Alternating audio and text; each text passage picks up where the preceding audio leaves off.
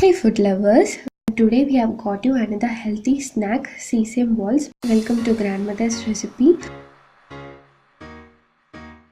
Let's quickly get into the recipe. Take a pan and add a cup of sesame seeds and roast it well.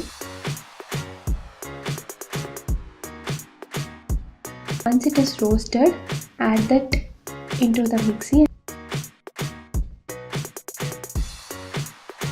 Grind it well. Into the sesame powder, for taste you have to add a cup of jaggery and grind it, and now the sesame powder is ready.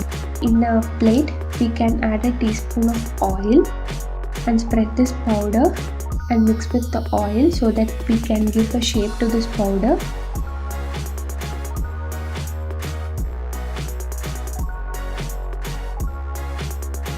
Now I am making this into a ball shape.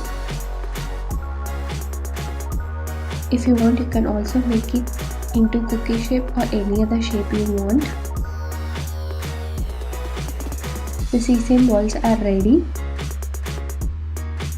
Store it in an airtight container and it will last for 2 to 3 weeks.